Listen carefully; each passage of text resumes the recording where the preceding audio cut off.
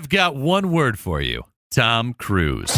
On this new weekly podcast, Meeting Tom Cruise, we're going to talk about Tom Cruise. Everyone who's met him has an amazing story to tell. Hey, everybody, I'm Jeff Meacham from TV's Blackish. I'm Joel Johnstone from The Marvelous Mrs. Maisel. We are inspired by Tom Cruise. But we've never actually met Tom Cruise. But after we talk to some people who have, maybe we finally will. It's not impossible. Listen to Meeting Tom Cruise on the iHeartRadio app, Apple Podcasts, or wherever you get your podcasts. Welcome to the Hank Haney Podcast, a production of iHeartRadio.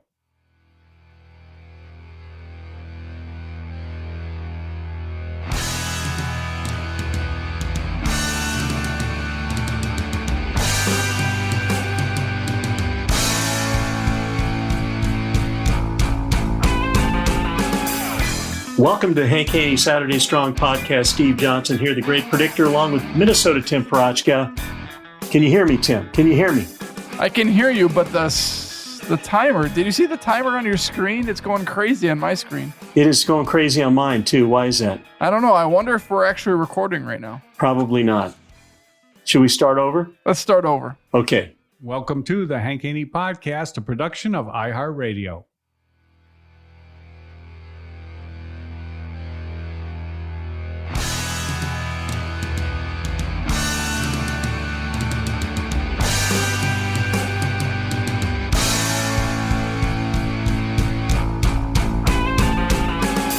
Okay, take 2, 3, 2, 1. Welcome to the Hank Haney Saturday Strong Podcast. The great predictor here, Steve Johnson, and Minnesota Tim Parachka both have the same weather. He's coming to you from way up north, up in the Canadian border, Minnesota. And I'm coming to you from the Canadian border in Texas because it is cold here. How does the Canadian border in Texas make any sense? Well, I mean, it's just the weather border. Oh. The weather border is... it feels like I'm up in Alaska right now is what it feels like. We've had a stretch, Tim, and I'm sure you've seen it on the news, a stretch of weather here in Dallas, North Texas, South Texas, Louisiana.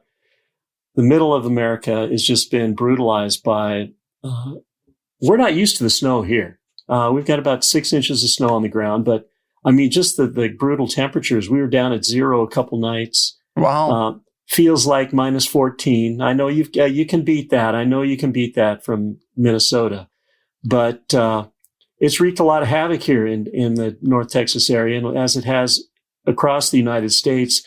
That I mean, we've got a lot of problems. Power outages. How about that Green New Deal stuff anyway? Hey, we're gonna have windmills. We're gonna have a solar power. We're going to have electric cars. And that's not working in Texas or what? Well, the ice built up on the solar panels, so that it's not reflecting anything. So it's not producing any electricity. And the big windmills, the big power grid windmills, 25% of our power down here in Texas is provided by those big 3-armed windmills. They froze. Not producing any electricity at all, Tim.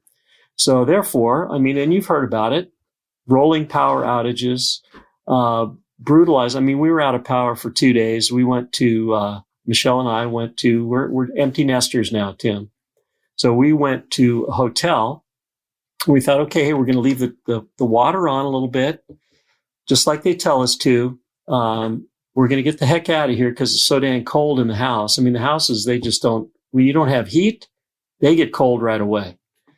So we were fine in a hotel. The second day I said to Michelle, I said, hey, so the hotel has power, but the houses don't have any power. Yes. Why is that? Well, there's different power grid districts. And evidently this hotel, we lucked out too, because it's close to our house, has its own generator.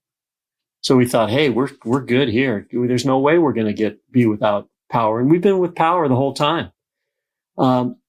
If you're located by a hospital, if you're located by a fire department or police department, they keep those grids on. I mean, obviously, because they need the emergency preparedness. But if you're in a suburb and you're in a housing development that's not by any of those things, you get your power shut off.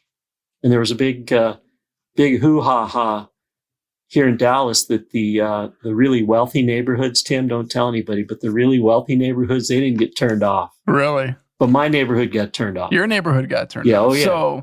So you didn't want to stand your ground at your house. You didn't want to stay put.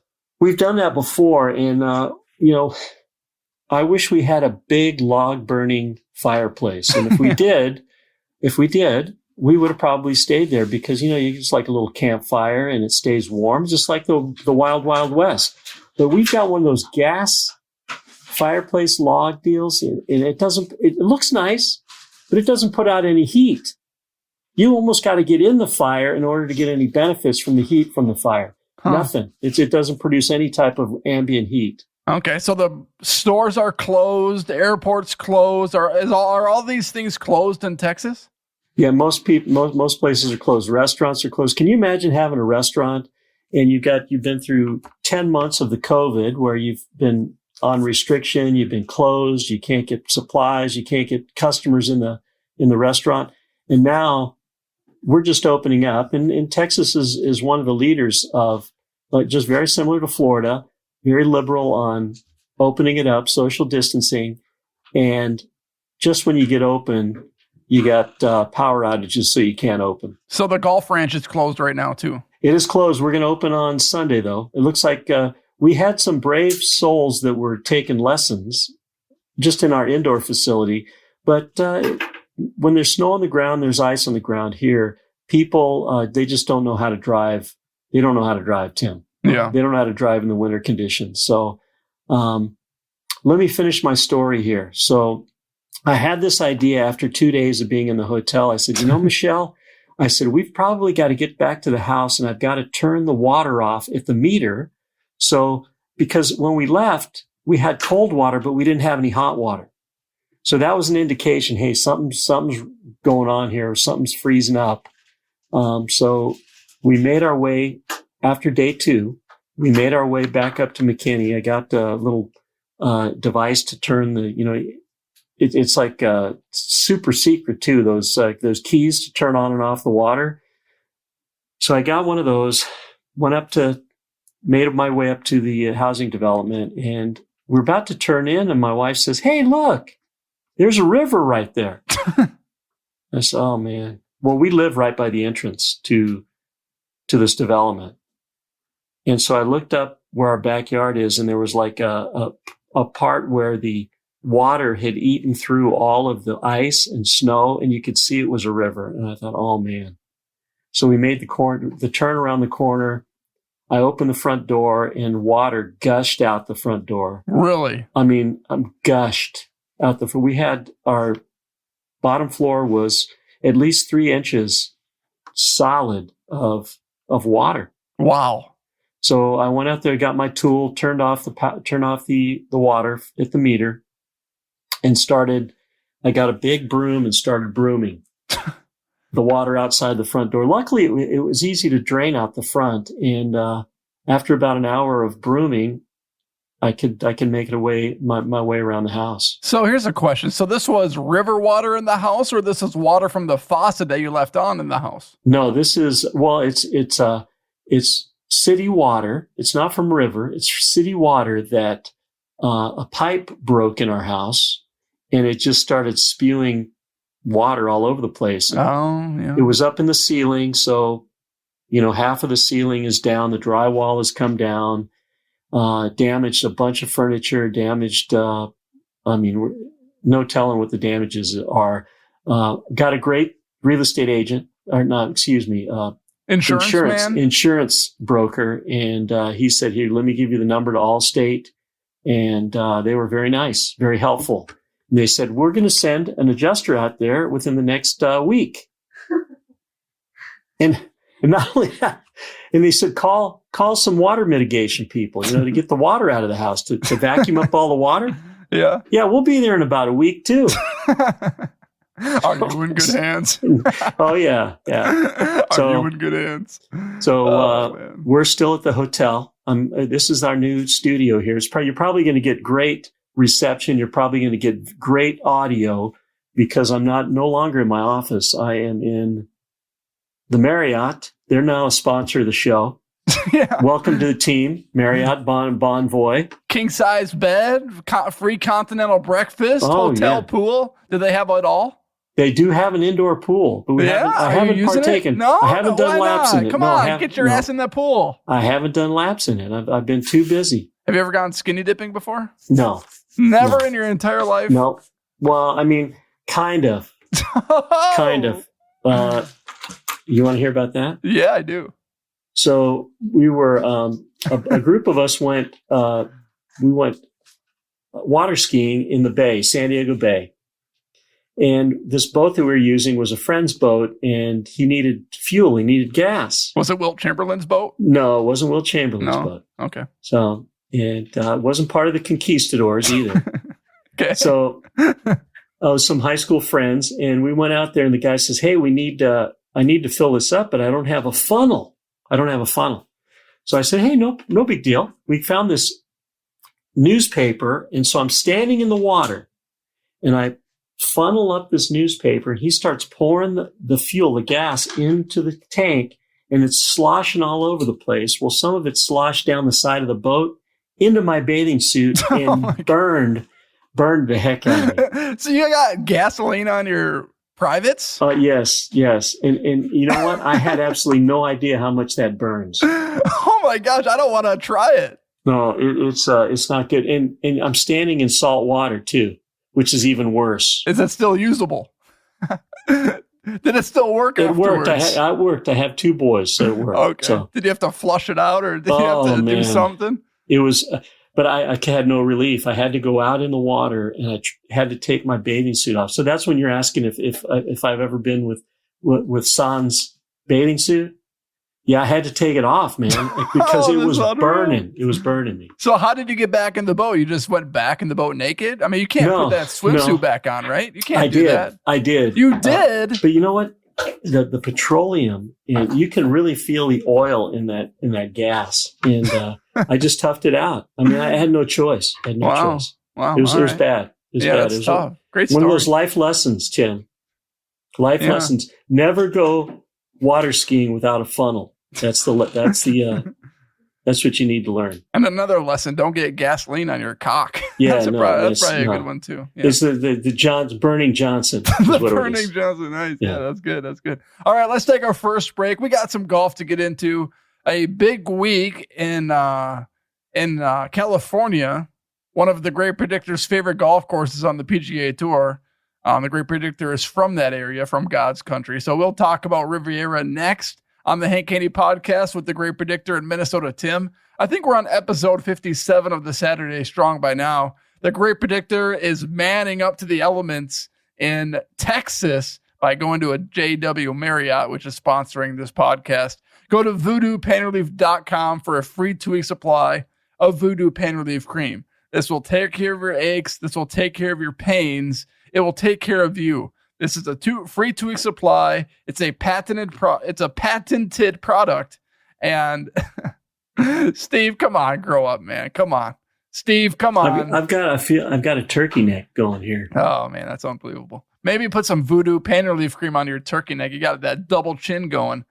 Put some Voodoo Pain Relief Cream anywhere you got aches, anywhere you got pains. Steve certainly could have used it a long time ago when he got gasoline on his cock. Go to voodoopainrelief.com right now for a free 2-week supply of Voodoo Pain Relief Cream. We'll be right back on the Hank Haney Podcast. Hiring is one of those things you do not want to mess up.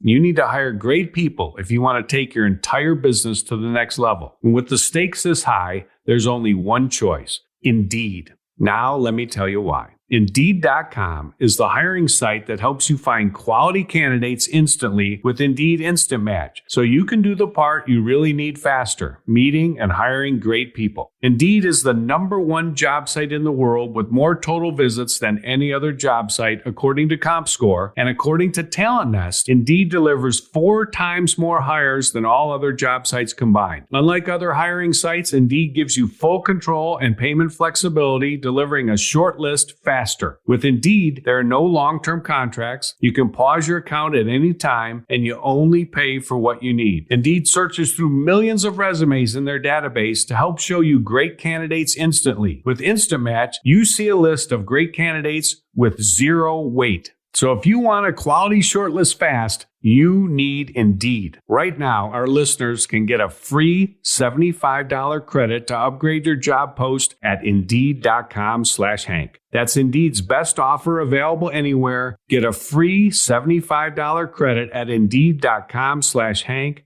Indeed.com/Hank. Offer valid through March 31st. Terms and conditions apply. The Death and Life of Kobe Bryant is a limited series podcast that looks back at the investigation of the crash a year ago that killed the basketball superstar, his daughter, and 7 others. LA County Fire, 83. Helicopter crashed into a mountain. We heard it, and now I'm looking at the flames. The Death and Life of Kobe Bryant takes a different look at one of the biggest tragedies of 2020. NBA star Kobe Bryant was on board that helicopter. Kobe Bryant died earlier this afternoon in Los Angeles in a helicopter crash. News reports are just coming in. The Death and Life of Kobe Bryant includes exclusive content and a look at the legacy number 24 leaves behind. He never wanted to rest on the laurels of, hey, I'm just a sports star. Anything that he was going to put his name to, anything he was going to help with, he and Vanessa were going to give it their all.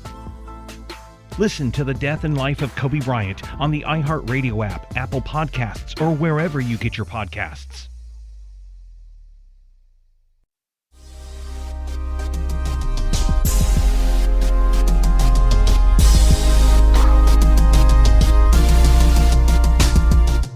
So who's on my team? Who's on my team? Oops. Someone's calling you. Uh-oh, hang on here. Dang it. No, it's a spam risk. Spam risk. Who's on your team? Yeah, who's on my team? I've got Kepka. DJ. Christian Bezuidenhout. Okay. Scheffler. And who else? Who's your last one? Will Zalatoris. Okay. You're at 8.5. I'm at 9.5, and Hank's at 9.5. Oh, really? Ooh, it's close. Yeah, it's close. Well, all my guys are playing this week. Are they? Yep. I bet a lot of our guys are. I bet Hank's guys are too. Yeah. Okay. All right. Welcome back to the Saturday Strong Podcast. Steve Johnson here, along with Minnesota Tim Parachka. Tim, enough about me. How about you up there in Minnesota? Are you guys in any power outages or anything like that, or do you guys have this under control? We are completely under control. I've had heat in this apartment all winter long, and I do have a little fireplace over there in the corner. Although the thermostat is set at 71 degrees, I do have a fireplace over there in the corner that my parents got Haley and I for Christmas, which is pretty nice. It fits nice in the corner, looks good as well. But yeah, Minnesota's completely under control. Today was our first day above -1 degrees in about a week and a half, and we're doing good. We're doing good up here. Okay, well that sounds good. I'm glad. You know what? After being in this type of weather for a week, man, I could never live up north. I'm not man enough. I'm not tough enough. I'm not tough enough. You could do it. You could do it. I believe in you. I talked to a friend today who's in Palm Springs. He says, "Oh man," he says, it's 70 here. Can you believe that's 70 in Palm Springs? Yeah, we're going to Florida actually in a couple of weeks. Haley and I are. Oh, really? Yeah. Nice. I hope you get some good weather, because it can be. I mean, if you're up in the Orlando area, it can be cold. We're going to Tampa.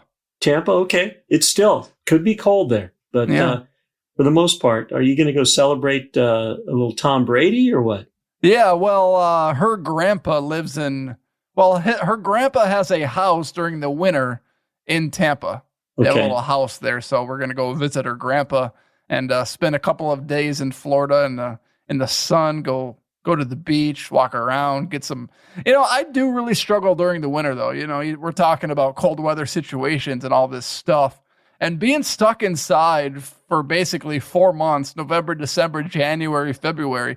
It does take a toll on me. My mental health is not as strong during the winter as it is during the summer when I get to golf at least once a week. So, I'm excited for it to get warm. I'm excited to go to Florida. I'm excited to go outside and not freeze my balls off. It should be good. Well, here's what you do, Tim, because I'm watching this right now. This is really the best studio I've had I've got a television right here. I'm watching golf live.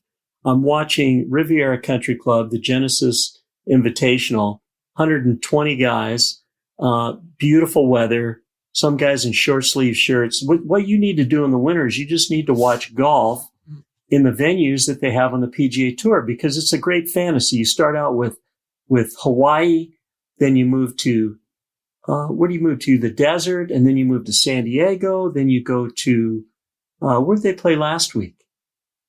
Pebble Beach. Pebble Beach. It was beautiful there too. And then now at Riviera in Los Angeles. Then this is the last week on the West Coast. Then they go to the East Coast. But the weather looks great. The course is obviously is one of the courses on the timeless courses on the PGA Tour. It's not a stadium course, although it's naturally kind of a stadium course on hole number 18. There's a couple holes that you can get around. No fans here this week. There are very few fans. A little bit different look, but the type of course that this typically, back in the day, back historically, this has been one of the tougher courses, par 70. And these guys tend to tear it up. Well, I don't know what you're talking about, Steve. Max Homa is the leader right now at 5 under par. And this is a golf course that I like to call a big boy golf course. And this is exactly why equipment should not be rolled back on the PGA Tour. I don't really care if they have 47-inch drivers. I don't care if they hit it 325 yards. Bryson DeChambeau is 2 over par as we currently speak in round 1 of the Genesis Open. And there's still a lot of time left. You can turn it around. But people, when they talk about equipment and they talk about the golf ball and they talk about the distance it goes, they act like these guys are just tearing up these golf courses shooting 25, 30 under par. Now, they might do it at layover golf courses like the American Express or some Hawaii events. But when you get to a big boy golf course like Riviera and you see Rory McIlroy at 1 over par, Xander Schauffele at 1 over par, Justin Thomas at 3 or 4 over par, Bryson DeChambeau at 2 over par, these guys are not tearing it up. These guys are struggling out here. Why would we roll back the golf ball when the best players in the world cannot shoot under par? Makes no sense. No, that was a great point Hank brought up on Twitter the other day. He says, hey, you know what? I understand the argument about, hang on here, just darn it. Okay. Who's that? Is that the pizza is that delivery? Allstate? Is that pizza Allstate? Delivery? Yeah, I hope it wasn't, because I just hung up on him. But Hank tweeted the other day, I understand the argument about rolling the ball back. Well, if that's the case, why on number 10 at Pebble Beach are we moving the tees up? Today, when the guys started out this morning, a lot of the guys started on the back 9. Well, the back 9 is a very reachable par 4. It's 300 yards, but it is a tough 300 yards. You've got to, if you go for the green and you miss the green, it's almost impossible to get your next shot onto the green because the bunker, it's like it's like a camel's back. It's hard to keep that ball on the green. Colin Morikawa started out this morning, first hole of the tournament, double bogey. Is that sausage or pepperoni? Their pizza's going to have to wait. Is it seriously a pizza order? Yeah, oh yeah. Really? What kind of pizza? No, what is it? No, it's a Jimmy John's. It's a Jimmy John's double. No, it's not. There we go. My assistant just turned the sound off, so we're not going to be bothered by that anymore. But I mean, thanks, Michelle. Yeah, you're very welcome. So the thing is, Tim, this course, the length of the hole really isn't the function of the difficulty of the hole. Hole number 10 is everybody in the tournament can reach this hole if they used a driver. A lot of guys can reach it with a 3-wood.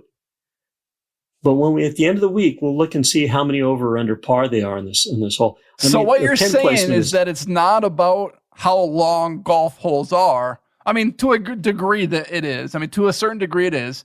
But what you're saying is that it's location, it's angles, it's bunker placement, it's tee box placement. Is that what you're saying? Yeah, it's pin placements for sure. I mean, they just got done playing the shortest course on the PGA Tour, 6,800 yards, 6,900 yard Pebble Beach. They played it 3 times. Now, they played it under conditions that were very favorable for the PGA Tour player. The greens weren't firm and fast. The fairways were nice. The rough wasn't so long. Let's wait. they can make that course very difficult. We saw it at the U.S. Open when they do that, when they put the greens, they make them firm and fast. They put some speed on the greens. They put a little bit of length on the rough.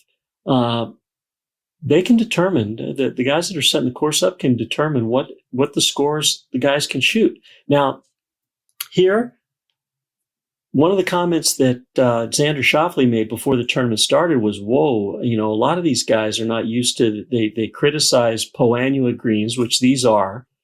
They're too bumpy, they're too slow, they're too spongy. Well, this week, at least today, they are firm and fast, and Xander Schauffele had a little smile on his face and said, hey, you know what? Let's see what those guys think of these greens now. They are fast and they're firm. So it's like, they're still the greatest in the world, and we're used to seeing them shoot 8, 9 under, the first round leaders. But 5 under is pretty damn good for this course. Yeah, especially with a par 70, very good. Mm-hmm. So I'm looking. I'm already ready to declare a winner in this tournament. Really? Yeah, we're halfway through the first round. We're recording this on Thursday this week, and I tell you what, this guy did not play very well today. And he still shot 4 under. That would be Patrick Cantlay. He's from the area. That's your guy. Oh, he's from the area. This guy, he played great last week. Not good enough, but he played great last week. And I think this is his week this week. I don't think it's Jordan Spieth's week this week. I think it's Patrick Cantlay. Well, my man, Max Homa, is absolutely blitzing the field right now, 5 under through his first 11 holes of the tournament. And this is sort of a coming home party for Max Homa because he lives a few miles away from Riviera. This is his favorite tournament on the PGA Tour schedule. He's familiar with the golf course, and they're showing his scorecard right now on Golf Channel. I got it on in the background, and he's 5 under through his first 11 holes. He started the back 9 first. Went out in 4 under, and he's had a birdie on the 10th hole, which was number 1. So I like Max Homa in this tournament. I did guarantee that Xander Schauffele would win because he's been playing so great, but he's struggling early on in round 1. So it doesn't look like that guarantee is going to come to fruition. But I am still 5-3 on my guarantees so far this season, which is a pretty good record for guaranteeing things on the PGA Tour. But let's take our second break. When we come back, I want to ask Steve why Riviera, why the Genesis Open is such a popular place on the PGA Tour. Why do players love Riviera? We always hear it. We always hear it labeled as one of the best tournaments of the year on the PGA Tour. And this week, 8 of the top 10 players in the world are playing. Why is that? Why do players love this golf course? The great predictor, Steve Johnson, will answer that next. Go to HaneyUniversity.com right now for free daily golf tips at HaneyUniversity.com. Hank gives free daily video lessons talking about driving, putting, chipping. I watched one this week where Hank was talking about driver flight. And even though I can't hit golf balls right now, I can still improve mentally. I can still take these tips to heart and try to apply them when the weather warms up. So go to HaneyUniversity.com, get better at golf. And you can also buy a rangefinder and several more practice aids, all available at HaneyUniversity.com. We'll be right back. Lancaster, South Carolina is in the middle of not much. But growing up nearby, I knew it as the hometown of a black man named Jim Duncan, who became a Super Bowl hero. Duncan up to the 15, the 20. And on my new podcast, Return Man, I'll discover that his death still makes no sense at all. The story was that my brother went into the police station, took a gun off a police officer, and shot himself in the head. Most people don't believe that. For the past 3 years at the Rock Hill Herald, I've looked back at a story that's timelier than ever. Breaking news. Don't shoot! Have you got some time to talk? It involves race, the mental state of the person, and a town that was scared to death to say anything. Listen to Return Man on the iHeartRadio app, Apple Podcasts, or wherever you get your podcasts. If you took away the date and time, could you imagine that happening today? Yes, you can.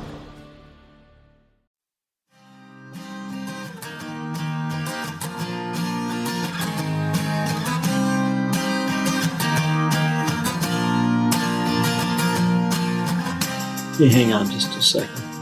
Okay. We got to talk a little bit about Rush Limbaugh, too. I got a Rush Limbaugh story. Oh, do you? Okay. Yeah. The podcast is going crazy. Is it really? We had 22,000 downloads yesterday. What? And 18,000 downloads today. For what? The USGA. Really? Mm-hmm. What'd Hank say? Do you like Mike Wan? Yeah, he's excited. He is? Mm-hmm. Our Saturday last one did really well, too. We got over 9,000. Really? Mm-hmm. That's good. Okay. Welcome back to the Saturday Strong podcast. Steve Johnson and Minnesota Tim Parachka. You know what, Tim? I'm feeling good today. I'm feeling like we're going to get a lot of downloads on this because people want to hear what we want to say, what we think about this Rivier golf course, and why we think that the tournament is so popular. First of all, Tim, do you know it's kind of an elitist tournament? A lot of people, listeners, are not going to like that. That hey, it's the chosen few. Only 120 players in this invitational. Now, Tiger Woods, I'm sure he has his company, Tiger Woods TGR, Tiger Woods whatever R the stands foundation. For. Yeah. They're the beneficiaries of all the cash, which is that's great. But Tiger Woods gets to invite players. I mean, I'm sure he's got a big influence on who's going to be playing, who gets the exemptions. There's an exemption given to I think it's the Charlie Sifford recipient, a minority, obviously. Harold Warner III was the recipient a few years, but this guy was he played it at a historically black college. He's very good. Had a great college record. I think he won 11 tournaments. And his name escapes me right now. But this guy, Willie Mack. Willie Mack, that's it. He played last week as well. But he was down on his luck. I mean, this guy was sleeping in his car. He was homeless. What a tremendous success story. And, just a great feel-good story that, hey, you know what? This guy's got an opportunity now to follow his dreams. I saw him on the driving range. He has a nice swing. I just hope that he can get out there and get comfortable with his game because, I mean, as we know, all those guys are great players.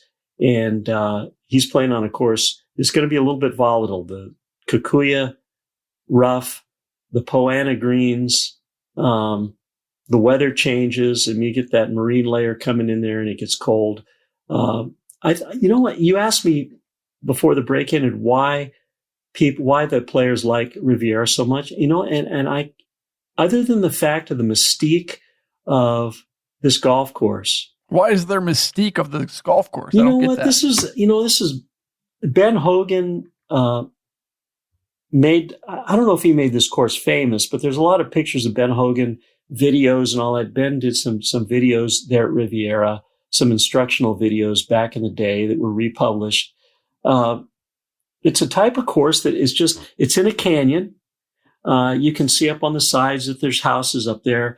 They didn't move any dirt at all to speak of.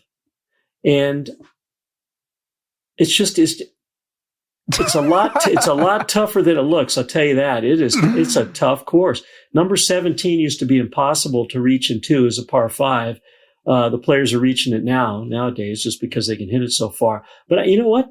I really don't know why this. I was going to say. I don't know why. To sum it up, Steve Johnson doesn't know. No, I do not know. And that's okay. I'm open for suggestions because, I have absolutely no idea. It's not in the greatest part. It's hard to find a nice hotel. Everything's expensive. If the course is hard to get to, you remember that's the course that a couple years ago that Bill Haas was riding. He stayed with a buddy. They were driving around those 2-lane roads, those hilly roads, got in an accident in a Ferrari. His buddy died. And it took Bill a long time. I still don't know if he's recovered fully from the experience. Being in a car where the guy that's hosting you, it is. Can you imagine that you're staying at the guy's house? The guy takes you on a little trip, gets in a car accident, and he dies. You go back to that house? Yeah, that's tough. That's weird. He did withdraw from that tournament. He withdrew from a number of tournaments after that incident, but he's back now. And to answer your question again, I still do not know why that is such a popular venue for the players. Well, it didn't seem like it was the most popular tournament, but it seems like it's really generated a lot of buzz over the last few years. It became a Tiger Woods tournament because this tournament used to be called the Northern Trust Open. And when it was called the Northern Trust Open, it didn't seem to have this type of hype. And I feel like what moved this tournament from a tier 3 level to a tier 2 level is, I think they made it an invitational. Tiger Woods has his name associated with this tournament. And I don't know. I still don't think that's a good reason for it being so popular, but I don't know. It's a good question. But Steve, you wanted to talk about Rush Limbaugh. He passed away this week. You had a story to share. Yeah, very sad. You know what? I felt a connection with Rush Limbaugh. I do listen to him when I'm in the car, but I felt a connection to him because Hank helped him during one of Hank's Haney projects. And Hank put a lot of time in with Rush, and Hank came back from Hank was with Rush for 2 weeks in Hawaii, helped him every day. And I said, how's he doing? He said, he's made some big headway. I'm going to see him in 6 weeks. He's going to come to the golf ranch here, and we'll see how he's doing. Well, 6 weeks later, Rush Limbaugh showed up at the golf ranch, and the first thing he said to Hank is he said, Hank, you know what? I got to tell you the truth. I haven't picked up a club in 6 weeks. Oh, man. Hank called me. I happened to be out of town at the time. Hank called me. He says, you know what? I'm never going to be able to help any of these guys. I said, why not? He said, they don't practice. They're so consumed in what they're doing other than golf that, they Ray Romano, all the guys that he'd helped, they're so consumed with what they do primarily that, there is no such thing as recreational golf, and they'll play, but they can't dedicate the time. So he was discouraged. I said, well, hey, did you take some videos of him? He said, yeah. I said, well, tell me what you're working on.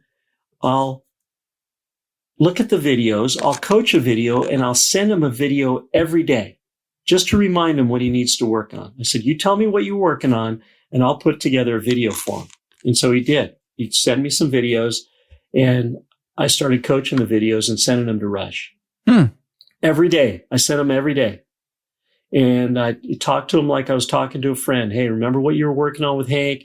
This is what it looks like. This is what you need to do. This is why you need to do it. And just reinforced what Hank was saying. I didn't know if he opened them up. I didn't know if he looked at them, but I sent them every day just as a reminder.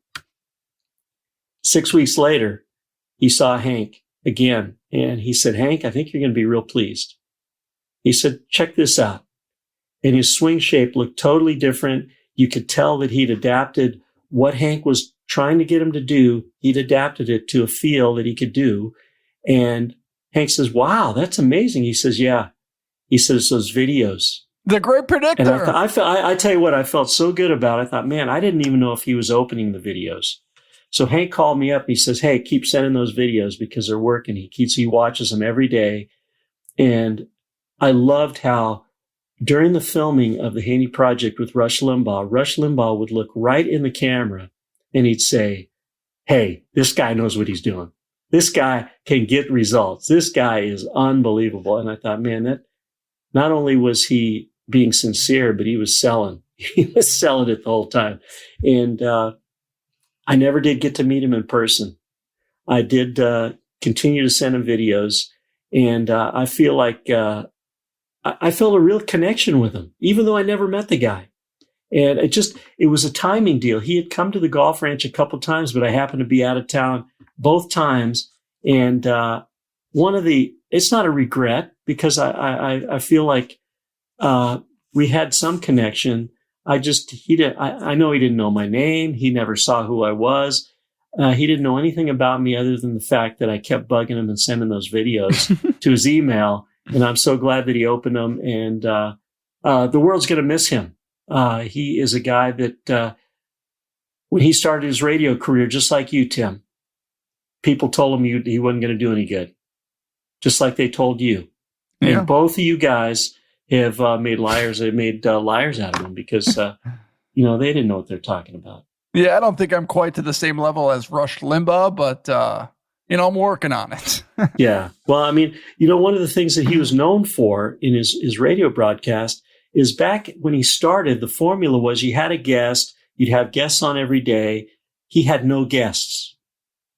So, I mean, sometimes, like when we were on Sirius XM, sometimes we don't have guests here. But they told him, Rush, if you don't have guests, you at least got to have radio phone callers. He said, I'm not going to have any callers. It's just going to be just him. He says, no one's invested in the show more than I am. So he didn't want to, he thought that if he had a guest, the guest would have said what he was going to say somewhere else. His guest could have been on any other venue or medium, television, radio. So he thought, what's the use of having a guest? I'm just going to do it on my own. And he did it his way. And he was very, very successful. He's going to be missed. Yeah. I mean, that is true. When you talk about greatness and you talk about greatness in anywhere in life, talk about sports, you could talk about commentating like Rush Limbaugh, you could talk about anything, anywhere, anytime. There is so much prep behind the scenes that people don't understand. Like for you, Steve Johnson, to run the Hank Haney Golf Ranch, I'm sure there's so much happening behind the scenes that I don't even know. Like Hank, there's so much that is happening behind the scenes that you don't know. Like this podcast putting together. People don't know what I'm doing behind the scenes to upload this podcast and publish it and produce it. There is so much more going on than people know. Well, anyone that's successful, Tim, is going to have a passion for what they do and is going to go above and beyond what most people do. And that's why they're successful. They've got a passion for it. They love it. They don't listen to the people. There's always going to be haters out there that say, hey, you shouldn't be doing this. You shouldn't be doing that. Hey, it's not going to work. But one of the things that I tell the guys that work for me is, man, I love being at the golf ranch. I just love it. I love being around the people. I love helping people. And I hope that I can be successful there. I think I will be. But to have to be blessed like Rush Limbaugh was, and like guys like Hank, the famous guys, it takes a lot. It takes a lot that people, like you say, that they just don't see, that they don't realize what's going on. Mm-hmm. All right. Well, I think that will wrap it up on episode 57 of the Saturday Strong. Steve, stay warm, stay healthy at the Marriott. What was it? That's one of the sponsors. Today's Marriott. Show. Yeah. Stay healthy at the Marriott. Go swimming. Don't take your swimming trunks off. Stay away from the gasoline. Don't go skinny dipping in the Marriott Hotel. They might kick you out.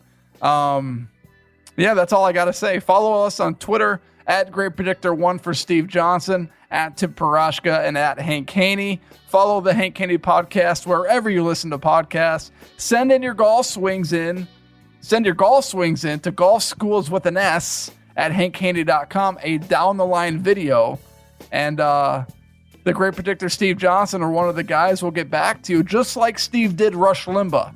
You could be the next guy that the Great Predictor transforms into a better golfer. That's right. You could be the next radio icon.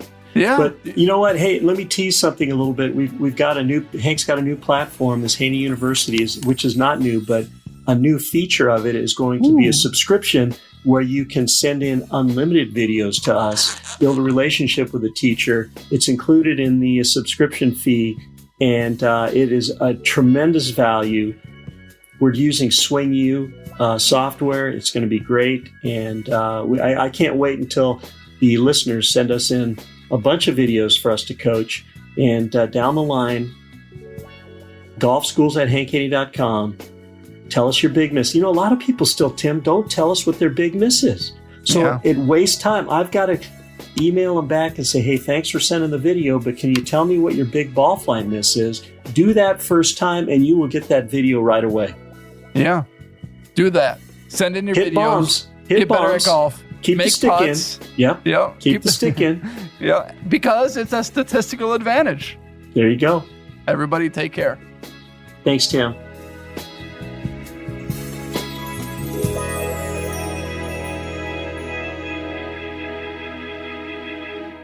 The Hank Haney Podcast is a production of iHeartRadio. For more podcasts from iHeartRadio, visit the iHeartRadio app, Apple Podcasts, or wherever you listen to your favorite shows.